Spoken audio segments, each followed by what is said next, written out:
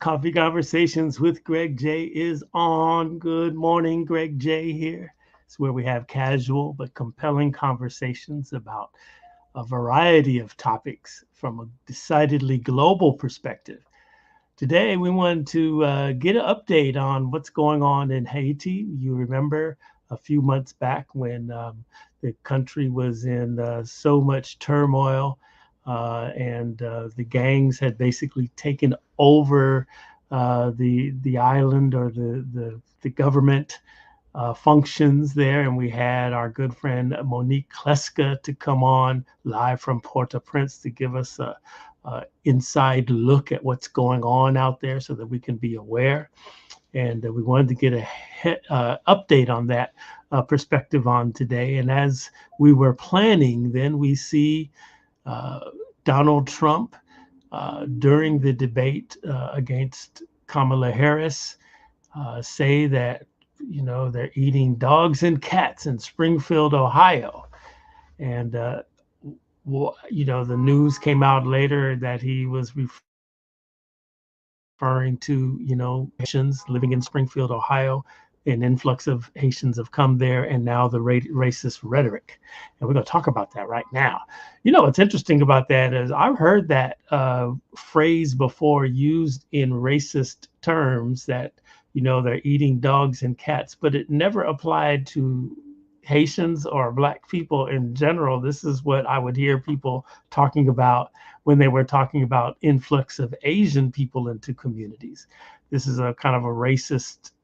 It's identical, what they say in racist circles when people, and what I've always heard is when the Asian people came into the communities. This is what the racists say, but now we're hearing about the Haitians. It's wild, it's crazy, it's infuriating, all at the same time. And I'm gonna bring in Dr. Excuse me, Dr. Azard. How are you? Good. I'm doing well. Thanks for having me. Yes, yes, yes. It's interesting. We wanted to, you heard my intro there, and I know that you are an advocate for the Haitian community, very knowledgeable across the Haitian diaspora as it is here in America. And I know you were going to give us an update of Haiti. Let's start there. What's going on back home? Are we straight? Are we stabilized, or what's happening now? Well, I wish. Thank you. Once again thanks for having me. I wish we could say that Haiti is stable and that we're free, and finally we can people are free to go back to Haiti and have a good time in the island, beautiful island of Haiti. Unfortunately, that's not the case. Hmm. We're still dealing with the displacement.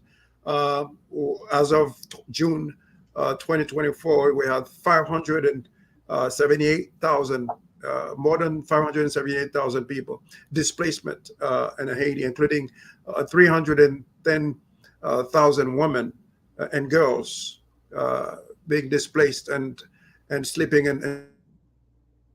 October is reopening a school in Haiti, and October is right next door. And the schools are being used for shelters. So, and rape is a common ground in Haiti. It's like what we call monnaie courante. It's a joke. It's becoming a joke. And organ trafficking, it's happening. It's happening in Haiti. People are losing people. People are being kidnapped and subsequently sold in some market, and organs are being sold. So listen, it's chaos in Haiti. No functioning government after the murder of the late president. So, in other words, I mean, Haiti is not doing well. It's a spiral. It's going and spiraling. It's spiraling. In other words. Spiraling. Wow, that's really sad to hear. We had Monique Kleska on our show to give us. She was live from Port-au-Prince.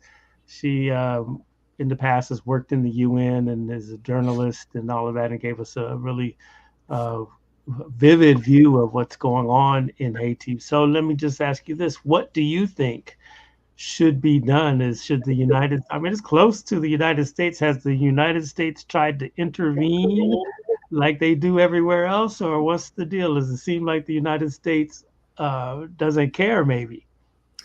Um, it's what comes first here. To say that the United States is not doing something would be unfair to Mm, the administration. They have spent some money in there trying to quell the violence. Maybe the approach that's being used could have been different. Could I have been see. better. But as far as money being spent there, they're spending money in there, and they sending money in a different way as far as ammunition for the police, and also, and after Aristide dismantled the army in 1994, and so they are dealing with what we call the Lehi law in Haiti, meaning that's a law that was actually put in place where the United States bar any government or any army that has been involved in corruption from receiving money or ammunition from America. So Haiti is dealing with that because the corruption that involved in the army then. But what we do now, I think what should happen is to get rid of the Lehi law for Haiti, get it out of that umbrella, and also form. We have thousands of young men and women in Haiti that can serve in the army, and I think if they use money to train those young people to defend our country. I think we're spending a lot of money in Kenyan. We're spending a lot of money on the United Nations forces, which is adorable and which is not adorable, but I think which is commendable, which is a good thing. Instead of not having anything at all, I think that's okay. But I think they could use that money to train Haitian, and that not only would help Haiti to get rid of unemployment, because those kids, those young people would have been employed while serving their country with dignity. So I think a lot of that could be used in that way, and the only way they will do that is by getting rid of that Lehi law, and that would allow them technically to put that money in that direction, putting that money in Haitian instead of sending it and making it like a rotation, coming to Haiti and leave Haiti again. But that bottom line is the fact that it's going to tell you Haiti is receiving that money, but not so much so because it's coming and leaving at the same time. I see, I see, I see. Okay, so now Haitians are fleeing the island. There's or just immigrating. You just even say that. I mean, we know that the Haitian community is rich in where Miami, New York. Where are you located? Well, I'm currently well, I do a little bit move, but I'm currently in Florida. Okay, yeah, yeah. Great state of So Florida.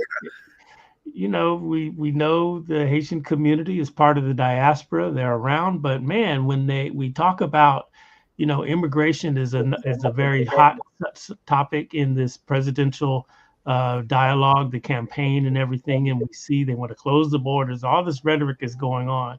Not too long ago, we saw photographs of Haitian immigrants entering into the country, and the border patrol literally using whips to keep them back, and very violent backlash to try to push the Haitians back across the border. Really, really crazy. Then now we hear, okay, a vibrant Haitian community in Springfield, Ohio. Trump gets up there and says they're eating cats and dogs. And you even showed me, letters from the Klan. There's hatred going on 10. It's really becoming bad in terms of the racial struggle, almost to violence right now. Uh, Talk to me a little bit about that. How do you feel as the as a Haitian advocate of what you've heard and seen over these last couple of days? Well, let me say that um, when facing with stupidity, we cannot just bypass it. And I commend those who come out and speak out against racism when you see it. And let's be clear, it's racism that we're experiencing. It's racism. Those rhetorics are not, they're not just being put out there for no reason or just for the sake of election. Within it is racism, basically. By all means, it's unacceptable, and it should be condemned with all strength. But when it comes, are we surprised that the former president is using this type of rhetoric against Haitian? He did before. We know that voice. He used it before. He says that Haitians are from Haiti is a shithole. Shithole country. That's right. Yes, he did. That was part of it. So we are used to it. But this time he says that, I mean, him and the top Republicans suggest that Haitians are eating pets from people, cats and dogs.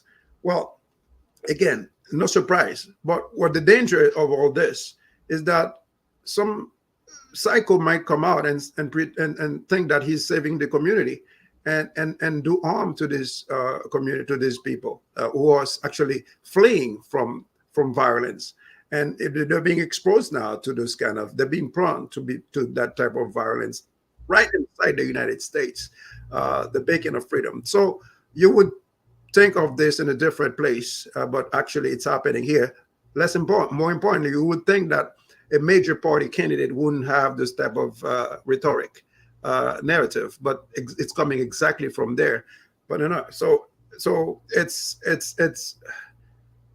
preposterous that this is happening. It's ridiculous that in 2024 people think that someone can have a lesser IQ because of your skin color. And you would think they do better than that, because they are capable of going to edge study and go to the right colleges. You would think that would make them really important. I mean, have more. I don't know how to put that together, but bottom line, for someone to think that you're smarter, you're better than someone because of your skin color, it's nonsensical. So, Dr. Jude, I have a question. A friend of mine and I, we were chatting about this. Okay, so in Springfield, Ohio, there's 15,000 plus Haitians living there, and like we were like, okay, wait, how did they get there? How black folks get up there to Springfield, Ohio? And that is the heart of Klan country, very much so. And I think that's the whole thing. But we were trying to find out, movement of the people, right? So how did our brothers and sisters from Haiti end up in Springfield, Ohio? Well, we're well connected with the people on the ground there. We speak with them. We speak with leaders there. What we'll suggest is that we stay in contact and we stay in touch, and we ask people or the other community leaders from other part of the country or either place of the diaspora to actually stay in touch with them and provide them with word of wisdom and comfort, and also allow them to stay in charge of their community. And if should we travel there to help them? There's not much we can do, but I do believe, anyways, that that law enforcement are aware of what's happening. They saw the flyer of the Ku Klux Klan being, passed around the city, and they're asking people. They're recruiting around the city because of those kind of rhetoric from people, and your guess is as good as mine. What's going to happen next? It's hard to tell, but we hope that because the law enforcement are aware, and because the city government stand with those people, because they understand that the Haitian being there, they're not causing harm. They're actually helping the economy there. This is economic that was going down, and now it's going up. That's not from me. That's from city officials and business owners of the area. So it's not bad. But because again, as you said, this is the city. That's the city, and so there are people around that are not necessarily welcoming to people of color. And what would you be like? Okay, well, so you're pointing at the Haitian being, whatever name you want to call us. Okay, so what about the Ukrainian? What do you say about them? and you're taking them by numbers, and that's okay. And so again, that's the rhetoric, it's the narrative again. If you're white, you're not an immigrant. You're just white. It's fine. But if you're black, you're an immigrant. And I've never heard, them going after a community so hard. But that's the case. And again, it's all about skin color. It's a shame. And it should be, we should point it out and call it what it is. It's racism.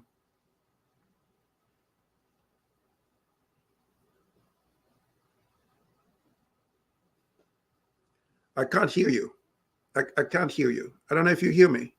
Sorry about that. What is the intersection of with the African American community and the Haitian immigrant community, or for that matter, the diasporic immigrant community? You know, our brothers and sisters from all over the diaspora who have come into this country, they're encountering all kinds of obstacles and things. How can Black folk unite? Where is that intersection, Dr. Jude, where Black folk could unite and help you with your cause? Well, you know what? It started already. The movement has started, and this is something that I'm a big proponent of. I think we do better when we get together.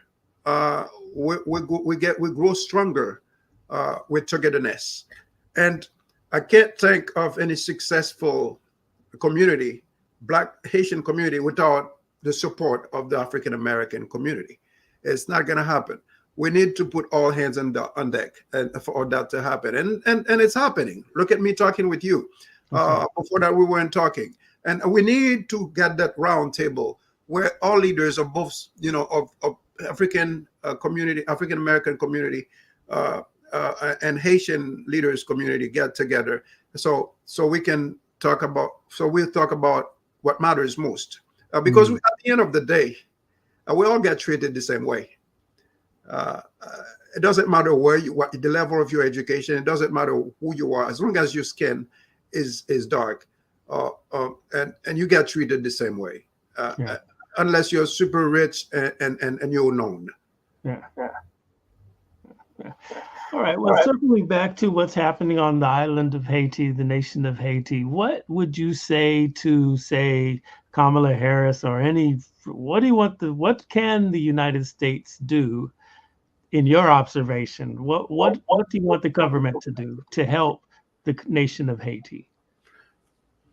Well, first of all, I think, again, to start with, where we are right now, we need security. We need security. And I can't think of security without an army. Why? Because we share a border with another nation that don't like Black people. We share a border with Dominican Republic. They do not like Black people. Haitians are not allowed to be Dominican. Meaning, if a Haitian give birth in Dominican Republic, they're not considered Dominican. And at some point, they don't give them birth certificate and throw them back in Haiti at any point, anytime. And whether they build anything in Haiti, whether and Dominican Republic, whether they have they build a good business in Dominican Republic, anytime they can be bring back to Haiti and told that you're not Dominican, you work. Thank you very much for your help. We take it from here.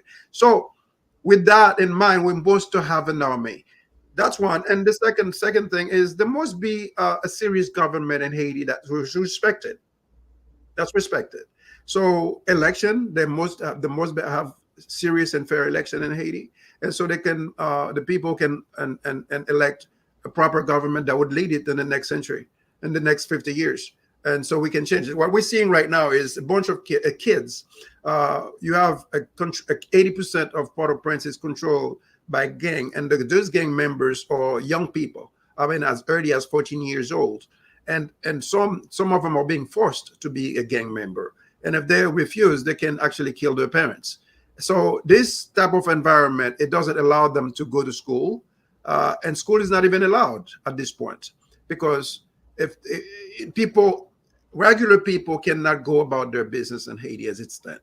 So therefore, I think America can do a big deal of help to Haiti by allowing it to have a fair election, and also help us build our own military and build infrastructure in Haiti, help with the it will help us with the evolution of agriculture, because Haiti import more than it exports when it comes to agriculture. While the land of Haiti it's a fertilizer itself, meaning Haiti can produce for the world if you take it seriously. Haiti can feed the world, and so if we want to take it that route, whether or not, whichever you want to help it with, it will progress in it. You want to help it solely on security and agriculture, Haiti would help it will be able to sustain itself if helped to do so, those kind of things. Give it a little push, but at least we have to have serious members on power. We can't have Gulliver, we can't have yes man on power. It's got to be in the interest of Haiti at some point, and not someone's pocket. And as it stands now, we have politicians that only look out for their pockets, not for the people. So we can look at those things, and I know America is capable of doing this. I know the administration, the upcoming administration, is capable of doing it, whichever it is. Can help. If you really someone really want to help Haiti, they can go that route in that direction. Enable real people, Wow. not the what we've seen in the past 30 years. It's unacceptable. Those people are not leaders. Can Haiti, what's the blessed hope? Can Haiti be saved? Can it be saved? Or Well, is all hope lost? I love to say, Brother Greg, I love to say that change is the only thing that's consistent in life. Haiti was not what it is at some point. It was not peaceful. Haiti was never a peaceful place since I was a kid, because under Duvalier, the country wasn't peaceful. People wouldn't. I mean, if you were not, if you are not a member of the Duvalier regime, you were subject to be arrested and killed any moment. Especially if you were involved in government or giving your simple idea of their administration, you get killed. So that was not peace. Was it? I mean, the disparity between wealth disparity in Haiti was always a very big and serious gap. So that's not peace. People can translate it into peace in comparison to now, but as in my eyes, and not just me, more than one, it wasn't peace. But are we better off than we were under Duvalier? That's a very good question. It's a debatable question because there are pros and cons. But I think we're getting into with spiraling now, so it's hard to tell. But is it safe? Is it salvageable? Yes, because change is the only thing that's consistent in life, and if taking the proper steps, Haiti can get back on its knee. It'll take time though, because it took time to be where it is. It'll take time to reverse it. Very interesting. Very interesting.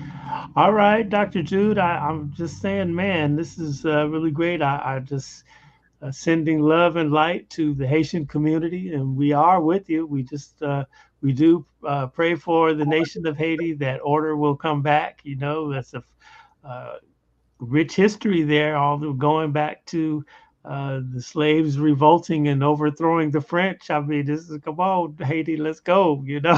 That's the I icon mean, of we the have never revolution. we never had it our way. We never had it our way. The only thing we had our way, my ancestor had our way, was to, technically tell friends that I don't want to be your slave. But they find another way to put their foot on Haiti's neck. And since then, Haiti had paid over 21 billion dollars to France, and subsequently passed on to some investors, American investors, and took over the national bank system just to milk the cow. So Haiti never had it its way. We never had it our way. So when people say that Haiti is poor, and those people, and I was listening to Trump Jr., who suggested that Haitians are the least educated immigrants that come to America. That's laughable. That's Wow. laughable. But what can you expect? So we were not given a chance. They were not given. Haiti was never given. Listen, you're talking about a country that took its independence from a country, and We had to pay them. It should be the other way around. Yeah. We beat you up, you should pay us, but Yeah. we're paying them. And the worst of it all is the fact that they wrote the story. They wrote our story. So the real story has not been told to the people. They really, you can't be proud of yourself if someone else is, your enemy is telling you your story. You can't be proud. Yeah. Yeah. So, I mean, they'll give you a way to show you that you're not worth it. But that's what they've been doing, dehumanizing the Haitian. And that's because Haiti stood against slavery. Haitian state stood and say, listen, I was home. I was brought here to the Americas, not voluntarily. I was forced. So now I took my independence. And so, because I don't want to deal with all this. But yet, we find a way to keep its citizen or the generation after generation to be on their knees, except for a few if they want to involve into corruption. And then that's a shame. But, and again, that brings some people to think that, yeah, maybe there is no chance there. But I still believe in redemption. I believe that Haiti can, if given a chance, it's finally they want to give Haiti a chance. We have people that are enlightened. We have read Haitian that are educated. We have Haitian that love their country. We have Haitian that love humanity, not country and humanity. We love humanity, period. It doesn't matter where you come from, who you are. And as long as you're a human being, you deserve. Listen, if someone wants to say they're superior, show me your superiority. If you're being put in the cold, show me that you don't wear it, you don't bundle up, you stay in the cold if you're superior. If you're being put in the heat, show me that you stay with a bunch of clothes on you. Show me that you don't have to eat. You don't have to deal with anything that human beings deal with. And so therefore, if you can do that, then maybe you're superior. But if you have to deal with everything a human being deal with, I don't see the superiority. I see a human race. That's a human race on earth. There's no two race. Not two races on earth. It's one race, one human race. Yeah. Everybody is from the same thing. Whatever that makes a man in the Far East is exactly the same element, same organ that makes the man a man in the Far West. So there is no difference between human being. A woman have to give birth to you. You have to be whether you're a man, strong man, you got to go through a woman's womb to become a man and depend on her to survive. And so you know how you have to respect women. You know how we have to cherish women, because there's no woman, there's no world. So with all that in mind, that makes us human. That's also humbled us, make us understand that, listen, after all this, there's something bigger than us. Yeah. And you don't know someone. You only know someone when you know their backstory. If you don't know their backstories, you can't just judge them saying they're the least educated people on this planet. Who are you? Yeah. Who are you to say that? I mean, really? I mean, yeah, there's something called Google. You can Google yourself a little bit. Wow. Well, Dr. Jude Azard, thank you so much for coming to Coffee Conversations with Greg J. And how do we get a hold of you? And, if people want to, I guess, help you in the cause, or, how do we get a hold of you? Well, I'm part of I'm part of the office of the Haitian diaspora, and that's the ODIA member of that. And should someone want to communicate, you can reach us from there. ODIA.org. It's ODIHA.org, and you can donate to that so we can continue to work with the Haitian diaspora around the world. We have members all over the place, and we're working and staying in touch with these people. So basically, and again, we need to have conversation like that going with the American community. We love that, and Brother Nelson and so forth, and others like yourself. I appreciate the work that you're doing. It's important. It's important. It's primordial at this moment. But most importantly, even after, we have to keep the link, because again, we are all one. Again, being treated the same way. But we love all human beings, because there's one race on this planet. All human beings deserve a second chance and a chance, period. Because everybody come with if you see someone with a cast in their hand, and you can tell they're suffering. But some people carry the the stigma on their head. They come with from dilemma. They come from danger. But when you put more weight on their back, you're killing them. You don't even realize you're killing somebody. And humanity don't respond well to those kind of things. Thank you so much, my brother. And you're absolutely right. And that's what we preach here is like we're all one, we want love one another. That's what we say around here. Just keep doing Absolutely. that. Love one another. Thank you, Dr. Jude. We're gonna get back with you here really, really soon I and look keep forward it to it, going brother. there. Thank you so much again. Yes, sir. Yes, sir. All Coffee right, go ahead on. Conversations is right here on any Facebook page, as you say, Coffee Conversations with Greg J. We are on Beach City Radio, beachcityradio.com. We're on YouTube. Go out there, Coffee Conversations with Greg J. We repurpose the audio for podcast and wherever you get your podcast, Spotify, Spreaker, iHeart, Apple, Google, Amazon, just wherever, just typing in Coffee Conversations with Greg J. Just like Dr. Jude was saying, man, love one another. We're all human.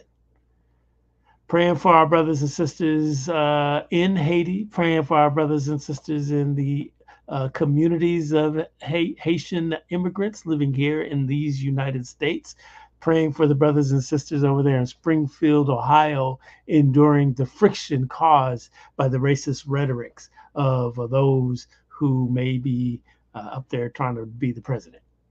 All right, y'all. Love one another. Peace and blessings.